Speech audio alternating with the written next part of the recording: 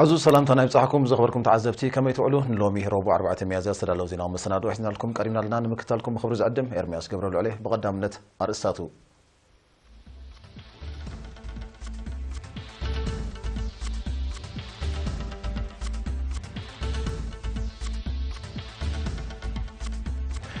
ኤርትራ ኣብ ኣኼባ ኮሚሽን ምዕባለ ደቂ ኣንስትዮ ተሳቲፋ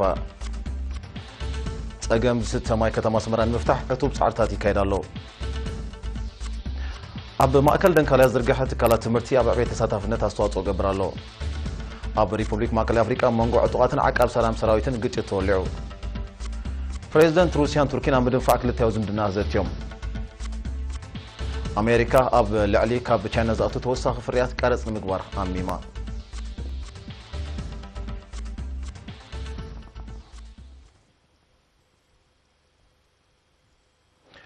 وكلتي هاجراو محبر دق نستيو إرترا كاب 12 كساب 23 مجابيت أب نيويورك خبرات منجزة أمريكا أب استقنعة مبل سوسان كلتن أخيبا كوميشن درجة دق نستيو بمستاف نخونتاتن معبالن دق نستيو إرترا زملكت مبريها غريبا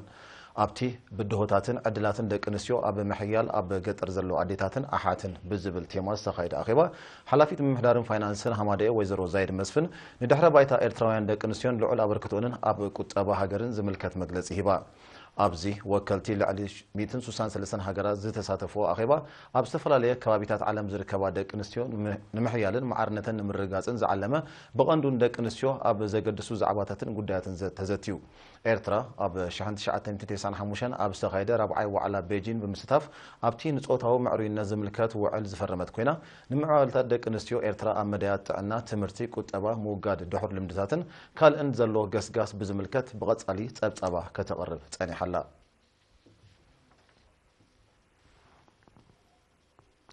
ጸገም ስተማይ ከተማ አስመራን ምፍታሕ ብልዑል ህዝባዊ ተሳትፎን ውህደት ዝምልከተን አካላትን ክካድ ዝጸንሐ ዕቱብ ጻዕርታት ዘተባብዑ ውፅኢት ክብ ጀሚርሎ ነዚ ብዝምልከት ዮናታን ያዕብዮ ብመልክዕ ጸብጻብ ንዘዳሎ ተሕዝቶ ሊድያ ተኽለማርያም ከተቕርቦያ ጸገምት ስተማይ ከተማ አስመራ መሰረታዊ ፍታሕ ንኽረክብ ምምሕዳር ዞባ ማእከልን ካልኦት ዝምልከቶም ሃገራውያን አካላትን ዘካይድዎ ዘለው ኣብ መድረኻት ዝተኸፋፈለ ዕማም ብጽቡቕ ይግስግስ ከም ዘሎ ተሓቢሮም እቲ ብልዑል ስታፊ ህዝቢ ዝሰላስል ዘሎ መደብ ምስራሕን ምውዳድን መዋህለሊ ማያጋነ ኣብ በረኽቲ ቦታታት ምኹዓት ካናሌታት ምዝርጋሕ ሻምብቆታት ምህናፅ መከፋፈሊ ቦታታት ከምኡውን ምውዳድ መዕደሊ ንቑጣታት ኣብ ገለ ቦታታት ከም ዘጠቓልል ኣብ ክፍሊ ማይ ዞባ ማእከል ሓላፊ ጨንፈር ጽሩይ ማይ ኢንጂነር ኪዳነ ክፍለ ማርያም ነሪና ገሊጾም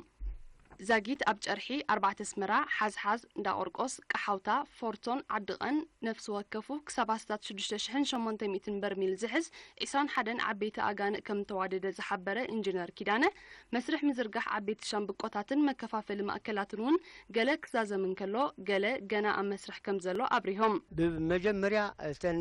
أجان يتكلالو إذن أجان إزين أبسئلك استتخلا يكونا بمصنعتي أبت برختي كباب سمرة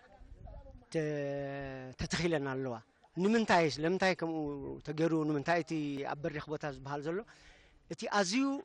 زشجر حزبي ماي بقليلو زي بصحو إذا خبابي ناي برخت بوتاز زلو خم ناي شرحي ناي بشاول زلنا بوتا حجي كم 4 سمرة كالون زناي بعل ماي شهود زبرخ زبل بوتا ناي حقي بقليل مايك بصحو زل زي كل إذا نحت تخيلو جن نزي ماي مليكا بقليلو ماي كركب أقلقلات كركب نتهزبي تباهيلو تتصوع سي سرح زلري صبوا مسرح جميل له تي قلقل هاقوفات تريفون نازلو كزازم مخانون فل نم محدارات نوزوبا أباشاولن 4 سمران زقلقل مسمرات كم تفتنن عوت وتسيد كم ترغبون تقيسو دما أبزغط الكل أوارح ملو بملو نمززامو بوداتي سرح كم زلو أنا تيرم ديابي نزمل قالو وراد خا مستي نايك محيز نبر existing تبوتات تزرجح زنبرنا ماي نبي جزاوتي مسوخ واسبي تواسيبون الله جبوا جر كان تسب أقلقلت مجمار إمالتي جمرنا يزلنا خا بشاول تبوت تجميرو تفتينو تبوح يزلو كم أون أبي 4 سمرة توديو تجمير له ما يكأتوب تجانه ولا كل مسرح تودي له تخلق نايب على قرقص أتاولو ورادون أبي مسرح له حلافي بروجكت سرحة غاني أتو سمرة تارك بقديو أبت سرح الساتفو زلو من إسيات نزر إيو زلو توفاينتن بهزبن زقبر اللهم زلو متبب عن بمموغاس لناي مقبر عاقم من إسياتنا زرقاقت أدمع إسرح كم زخانة عن التيروم تي عاقلنا يتتانكر تدلغا 10 متر ب 10 متر مالتي فوليوم ناتو قبابي 7000 فيستو يحز مالتي نجي تي أسرارها بماشين عاطفكا فلات نبر الاميرا لحيمكا عندي صار تحاتيتو استسرح سرحي مالتي اجا مጨረሻ 50 ማይ መሊዩ ነቲ ህዝብና ክረዎ ክሪኦ ከለኹ ኣነ ብጣዕሚ ደስ ብለኒ ካብ ኩሉ ቃቲ ፈሪ ዘሎ ዓቕሚ ናይ መንእሰይ ነዚ ሃገር ፅባሕ ንጎ ካልእ ዓይነት ዓበይቲ ካብ ዝዓቢ ታንከራት ናይ 40 50 ታንክ ሜትሮ ታንከራት ካልኡን ክሰርሕ ከም ዝኽእል كم موكس خورنا غلي مالك أما حضرتين الزباطات أبزهبوا حبريتا زاجيت تسلاسيل زلوا عمام أبكرم ما يزيد أن حتى جماعة مسارتها وفتح زرخبر الأوان روحوا كم زي كونه زنت المخانو بمحبر حزبي نزوار دول زلوا بروجكتات بوحلو لجواب كتكملوا أزخاخيرام زي حزبي نتي بلوعل وتعي بلوعل تعري منجستي نزجن أتات تستخيلوا أبجزاو تزفنوا زلوا ومايات بقطبة بصريات بمكتتال بمتحققات كان حزبي كل جزء نربحاناتون نحلوه بوحلول عقباب نتتسريح زلو جن اقداي نجر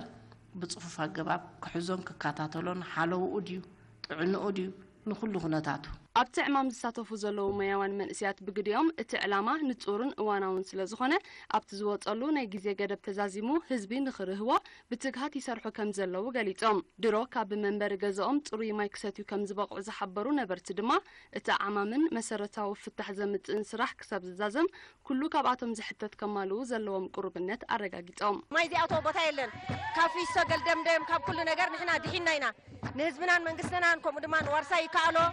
نزم أبز السرحو من إسايات نحنا بطعمنا مسجن بز تاريخي بزولا نجار كا نن مخي تحقوس كل مهنياتو نناي كلها نعرف حيو نناي كلها نعتقني دبزيتو فني أبز 4 سمرة ما أي ركب النيرنا نجار جن كم زيز رأينا يحجب بطعم حقوساتنا نمعك أبو خا تزلع عليه تهزبي حلافنا تشوكيمو كم جزء ريو كعقبون كاتاتلون بزيادة كسرحلو بمدى الحزب والله مالتي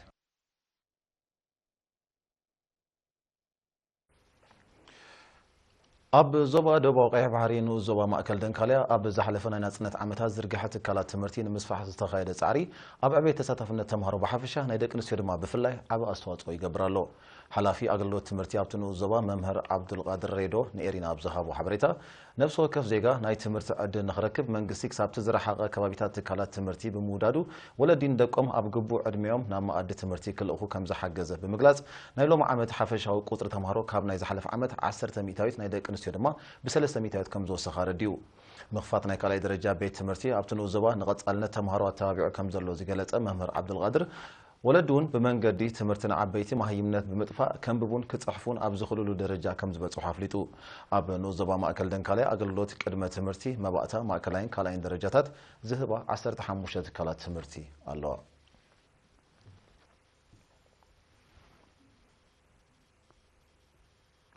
أب نوزبا جندا سلاسل زلو لمعتهم مدبات بحفشة نتفتات مسسان حرم هجرة حزات دم بفلاي دم عوات وحدة حزبنا أكلات حلوان كحيل أم حدار نيت نوزبا أتو عمر يحيى حاج توعو أبتي نوزبا مس نتفاتك أكلات منقستي أبز كايدو ركب أتو عمر ماين حمدن نمعك أب بكم درجة زكايد زلو مسرحن مسجان زالاتاتن كترتاتن أب موجر أمرجا أكابي أبو وتيت ركبوا كم زلوا تغيسو موهاد زلوا عقمتات نوتيتاونت نايتي سرح مسرت أوصل زخنا العلا غلب وكواه وتلاويو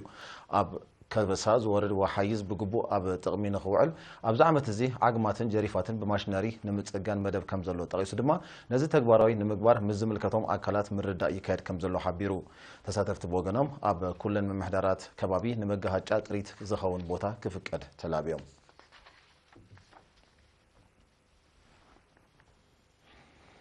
أهجروا معلت أوتيزم مس أوتيزم زنبرة دك أنستيو نحيل بزبل تيمة بغلة ميازيا أباس مرا أدرش إكسبوت الذكرى ኣብቲ ዝተኻየደ ጽምብል ቃል ደስማዓ ኣቦ መንበር ሃገራዊ ማሕበር ኣእምሮውን ምዕባላውን ስንክልና ኤርትራ ሌተናንት ኮሎኔል ብርሃነ ቦኽረጼን ነቲ ዕለት ዝግበር ዝኽሪ ንኹሉ ኣካል ሕብረተሰብ ዘዘኻኽር መልእኽቲ ከም ዘለዎ ብምጥቃስ ዕለተ ምሕዳስ መብፅዓ ንምሕጋዝን ምንባይን ግዳያት ንኽትከውን ኣበርክቶን ዝገበሩ ብስም ማሕበር ምስጋና ኣቕሪቡ ንጨንፈር ሚኒስትሪ ትምህርቲ ዞባ ማእከል ወኪሉ ቃል ደስማዓ መምህር ሰርፁ ተኽላይ ድማ ተምሃሮ ወለዲ መምሃራን ኣካይድቲ ማሕበርን ዘካይድዎ ንጥፈታት ንምዕዋት ደገፍ ናይቲ ጨንፈር ከም ዘይፍለዮም ሓቢሩ እቲ ኣጋጣሚ ብሓፈሻዊ ሞያዊ መብርሂ ብዛዕባ ኦቲዝምን ነቲ ዕለት ዘድምቕ ባህላዊ መሰናዶን ተሰንዩ ነይሩ ኣህጉራዊ መዓልቲ ኦቲዝም ብደረጃ ዓለም ንመበል 12 ግዜኡ ብደረጃ ሃገርና ኸ ንሻሙናይ ግዜኡ ተዘኪሩ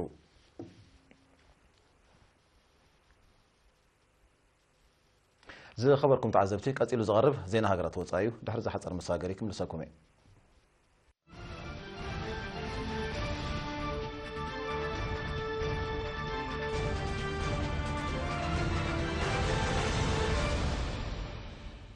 ኣብ ሪፑብሊክ ማእከል ኣፍሪቃ ኣብ መንጎ ዕጡቓት ምልሻታትን ኣብታ ሃገር ዓስኪሩ ዝርከብ ዓቃብ ሰላም ሰራዊት ሕብራት ሃገራትን ብ2 ሚያዝያ ብዝተኻየደ ዕጥቃዊ ግጭት ብውሕዱ 22 ካብቶም ምልሻታትን ሓደ ኣባል ዓቃብ ሰላምን ከም እተቐትሉ ተገሊጹ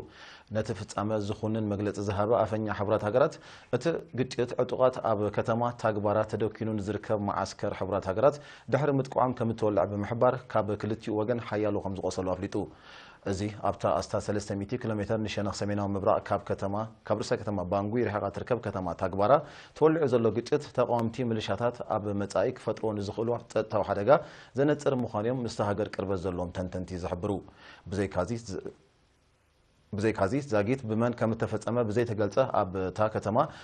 ኣብ እትርከብ ዓዲ ብዝተኻየደ መጥቃዕቲ ሓያሎ ህፃናት ዝርከብዎም 21 በርጌ ዜጋታት ተቐቲሎም ከም እተረኽቡ ውድብ ሕብራት ሃገራት ገሊጹ ኣስታት 12000 ኣባላት ዘለዎ ዓቃብ ሰላም ሰራዊት ድሕርቲ ኣብ 2013 ኣብ ሪፑብሊክ ማእከል ኣፍሪቃ ዝተፈጸመ ዕልዋ መንግስቲ ንዝሰዓበ ግጭት ንምዕራፍ ብዝብል ዕላማ ኣብቲ ሃገር እኳ እንተኣተወ ዛጊት ዘረጋገጾ ዝጥቀስ ገስጋስ ከም ዘየለ ተዓዘብቲ ይገልጹ ይኹን እምበር ባይቶ ፀጥታ ንቁጥሪ ናይቲ ኣብቲ ሃገር ተዋፊሩ ዘሎ ዓቃብ ሰላም ሰራዊት ብ900 ክብ ከብሎ ኣብ ወርሒ ሕዳር 2017 ምውሳኑ ይዝከር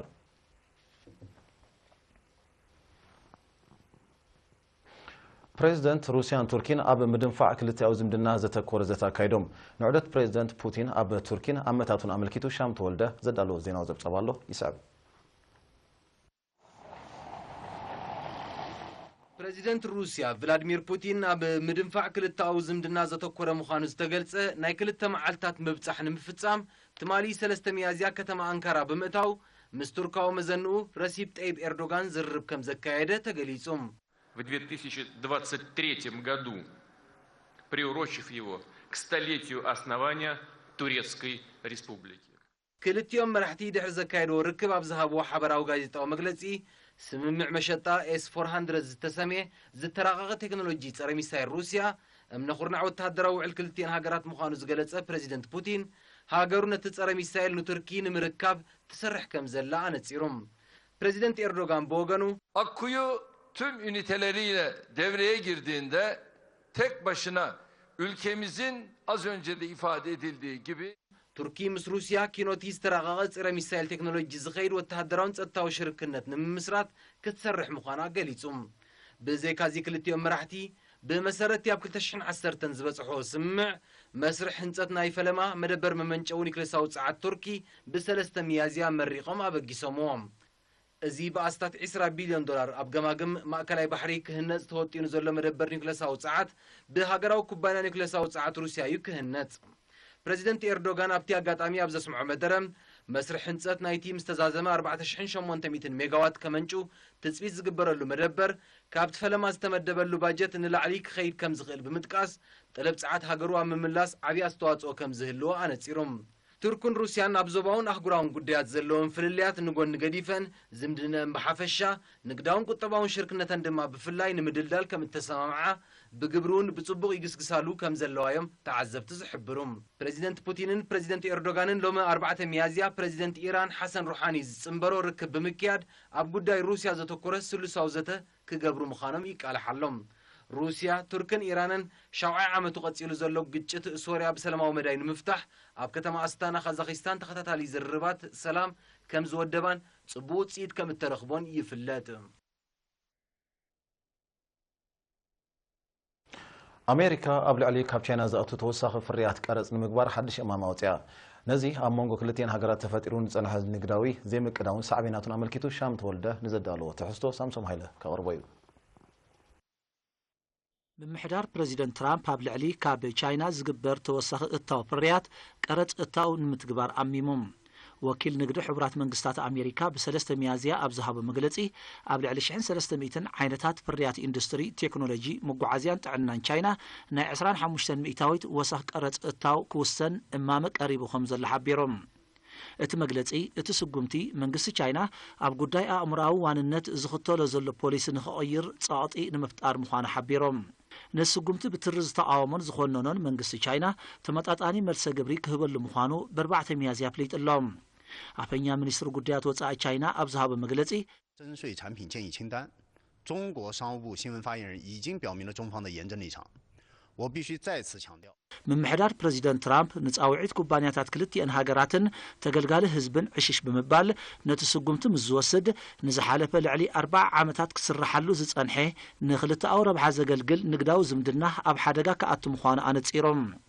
اتسقمتي نمسرتاويان حقتات اهغراو ودب نقدي زطحس مخان بمحبار دما تشاينا بمقدتي اهغراو ودب ملسك تهبولو كمتتصعر غليصوم من محدار بريزيدنت دونالد ترامب بقوندو ناب فريات تشاينا زقنع مخان استقلصه قبل علي اتاو فريات الومنيوم نا 25 مئتاويت قبل علي اتاو مهرت حصين دما نا 10 مئتاويت وسخ قرص اتاو كم زغبره يذكر تشاينا ملسه غبر نايزي امريكا زوسدت تسقمتي اوصيت سغا حسمان فراتاتن زركبو كاب امريكا اتاتو لعلي 128 عينتات هلختي كاب 15 كساب 25 مئتاويت قرص اتاو بخلت ميازيا موسانا زفلطيوم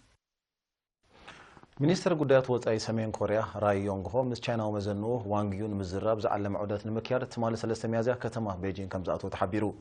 ሚኒስትሪ ጉዳያት ወጻኢ ቻይና ኣብ ዘውፅኦ መግለጺ ኣብ መንጎዞም ላዕለዎ ዲፕሎማተኛታት ክልቲአን ሃገራት ርክብ ከም ዝካየድ እኳ እንተሓበረ ዝትይሉ ዛዕባ ግን ኣይጠቐሰን እንተኾነ ግን ኣብ ጉዳይ ኒውክሌሳዊ መደባት ሰሜን ኮሪያ ዘተኮረ ከም ዝኸውን ተኣሚቱሎ ሚኒስትር ጉዳያት ወጻኢ ሰሜን ኮሪያ ኣብ ቻይና ዑደት ዘካየድ ዘሎ ሰሙን ድሕሪቲ ፕሬዚደንት ኪም ጆንግ ኡን ኣብታ ሃገር ዘካይዶ ናይ ክልተ መዓልታት ምብጻሕ እዩ ሚኒስትር ጉዳያት ወጻኢ ሰሜን ኮሪያ ድሕሪ ናይ ቻይና ዑደቱ ናብ ሩስያ አዘርባይጃንን ካልኦት ኣባል ሕብረት ሶቪየት ነበር ዝኾነ ሃገራትን ከቕንዕ ምዃኑ ይግለጽ ኣሎ ፕሬዚደንት ሰሜን ኮሪያ ኪም ጆን ኡን ኣብ መወዳእታ ናይዚ ወርሒ ምስ ፕሬዚደንት ደቡብ ኮሪያ ሙን ጃኢን ኣብ ዝመጽእ ወርሒ ግንቦት ድማ ምስ ፕሬዚደንት ኣሜሪካ ዶናልድ ትራምፕ ቀጥታዊ ዝርብ ከካይድ ውጥን ከም ዘሎ ይፍለጥ ሰሜን ኮሪያ ነቲ ኣብ ደቡብ ኮሪያ ኣብ ዝተኻይደለን ኣትሌታታት ዝተሳተፉን ውድድራት ኦሎምፒክ ሓጋይ ዝተበጋገሰ ዲፕሎማሲያዊ ንጥፈታት ኣብ ምፍታሕ ቅልውላው ሓውሲ ደሴት ኮሪያ ኣበርቲዓ ትሰርሓሉ ከም ዘላ እዩ ዝግለጽ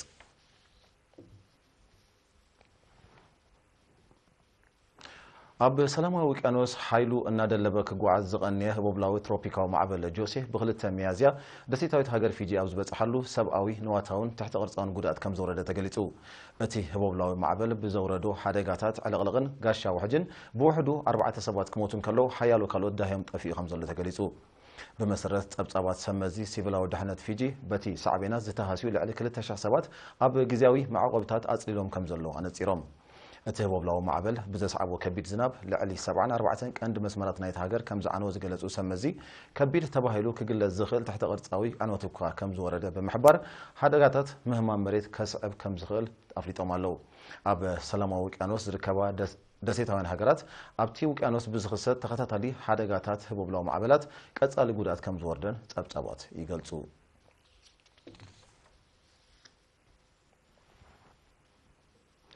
ኣብ ርእሰ ከተማ ቤጂንን ካልኦት ከባቢታት ሰሜናውን ሰሜናዊ ምብራቕን ቻይና ኣብዚ እዋን እዚ ክኽሰት ንቡር ከም ዘይኮነ ዝተገልጸ ትሕቲ ኣሉታ 10 ዲግሪ ሴንቲግሬድ ዝበፅሕ ዛሕሊ ዝዓብለሎ ኩነታት ኣየር ተኸሲቱ ከም ዘሎ ማዕከናት ዜና ኣቃልሐን እቲ ሕማቕ ኩነታት ኣየር ንዝመጽእ መዓልታት ክቕጽል ምዃኑ ዝእምት ትንቢት ኩነታት ኣየር ከም ዘሎ ዘመልከቱ ሰመዚ ቻይና ኣብ ሰፊሕ ከባቢታት ሰሜናዊ ክፋል ናይቲ ሃገር ቀዳማይ ደረጃ መጠንቀቕታ ኣውፅኦም ኣለዉ ኣብዚ ወቅት እዚ ሙቐት ዝዓብለሎ ኩነታት ኣየር ክኽሰት ዝግብኦ እኳ እንተነበረ ኣብቲ ከባቢታት ካብ 13 ዲግሪ ሴንቲግሬድ ክሰግር ሙቐት ከም ዘይተመዝገበዮም ጸብጻባት ምክትታል ሜትሮሎጂ ዝሕብሩ እዚ ከምዚ ኢሉ እንከሎ እቲ ዛሕሊ ዝዓብለሎ ኩነታት ኣየር ኣብ ሰሜናዊ ቻይና ብሓፈሻ ርእሰ ከተማ ቤጂንግ ድማ ብፍላይ ንዘሎ መጠን ብከል ኣየር ከም ዘዕረጎ ተሓቢሩ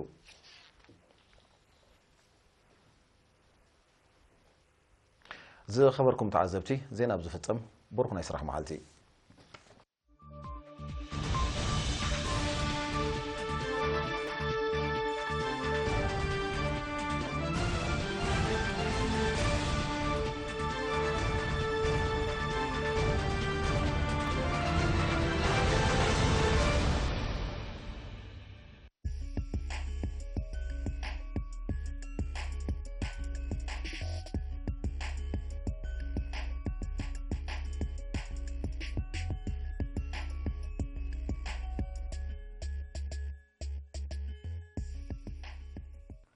سلام كم يتصنعكم كبرات تعزبت علتها وزينا سبورت انه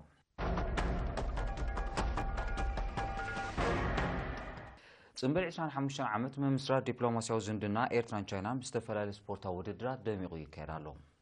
ትማል ሶሉስ ድሕሪ ቀትራ ብስታዲየም ኣስመራ ብዝተኻየደ መኽፈቲ ስነ ስርዓት ኮሚሽነር ባህልን ስፖርትን ኤርትራ ኣምባሳደር ዘመደ ተኽላብ ዘስምዑ ቃል ዝምድና ክልቲአን ሃገራት ኪነቱ ብግዜ ምልክዑ ዓሚቑን ድልዱልን ምዃኑ ድሕሪ ምግላጽ እቲ ዘሎ ዝምድና ከም ባህልን ስፖርትን ዝኣመሰሉ መድያት ካብዚ ዘለዎን ላዕሊ ምዕባይ ክስርሓሉ ምዃኑ ገሊጹ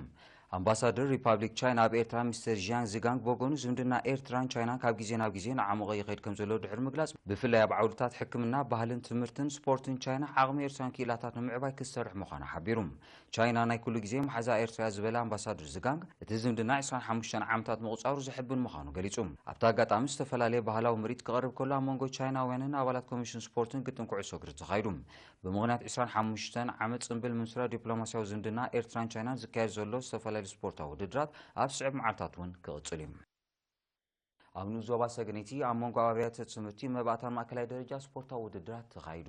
እዚ ንክልቲኡ ጾታ ዘሳተፈ ስፖርታዊ ውድድራት ንዓይነታት ኩዕሶ መርበብ ጉያ ዝላ ከምኡውን ዳርባ ዓረር እዩ ኣጠቓሊሉ ዝተመዝገበ ውፅኢትካ ዝስዕብ እዩ ኣብ ኣትሌቲክስ 100 ሜትሮ ደቂ ተባዕትዮ ቀዳማይ ሓመድ ዑመር ካብ ቤት ትምህርቲ ኣባሓኒ ኣብ ናይ ደቂ ኣንስትዮ ድማ ፍትሓዊት ኣንገሶም ካብ ቤት ትምህርቲ ቅዱስ ሚካኤል ኣብ ናይ 400 ሜትሮ ደቂ ተባዕትዮ ቀዳማይ ዑስማን ሓመድ ኑር ካብ ቤት ትምህርቲ ኣባሓኒ ኣብ ናይ ደቂ ኣንስትዮ ድማ ሰላም በለጸ ካብ ቤት ትምህርቲ ኣባሓኒ ኣብ ናይ 1000 ሜትሮ ደቂ ተባዕትዮ ቀዳማይ አብርሃም መሓሪ ካብ ቤት ትምህርቲ ሓዲዳ ኣብ ናይ ደቂ ኣንስትዮ ድማ ሩታ ተኽለ ሃይማኖት ካብ ቤት ትምህርቲ ሓዲዳ ብምዃን ተዓዊቶም ኣለዉ ኣብ ናይ ልዕለ ዝላ ደቂ ተባዕትዮ ቀዳማይ ነህበረ ካብ ቤት ትምህርቲ ኣኽሩር ኮይኑ ክዕወት ከሎ ኣብ ናይ ደቂ ኣንስትዮ ድማ ስኒ ተስፋ ማርያም ካብ ቤት ትምህርቲ ማዕረባ ኮይና ተዓዊታ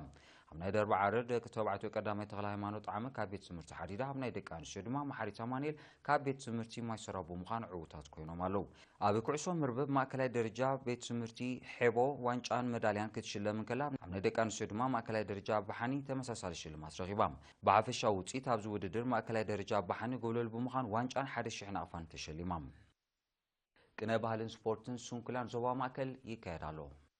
እዚ ትማሊ ሶሉስ 3 ሚያዝያ ጀሚሩ ክሳብ 14 ሚያዝያ ዝጸንሕ ራእይና ሱንኩላን ዜጋታት ኣብ ባህልን ስፖርትን ዘለዎም ብቕዓት ተወዳዳርነትን ምዕባይን ኣብ ትሕቲ ዝብል ቴማ ኣብ ቤት ትምህርቲ ቀይሕ ባሕሪ ቤት ትምህርቲ ዓይነ ስውራን ኣብ ረሃባታን ቤት ትምህርቲ ጽሙማን እዩ ዝካየድ ዘሎ ዝንፈለማ እዋን ብምትሕባር ኮሚሽን ባህልን ስፖርትን ኤርትራ ሚኒስትሪ ትምህርትን ክለብ ስፖርት ተስፋን ኣብ ዞባ ጎዳይ ዝካየድ ዘሎ ውድድር ብክልቲኡ ጾታ ክሳብ 450 ዝበጽሑ ተማሃሮ ይሳትፎ ከም ዘለዉ ተሓቢሩ ኣብቲ ናይ መኽፈቲ መዓልቲ ካብ ዝካየዱ ውድድራት ዝተረኸበ ውፅኢት ምስ ንርኢ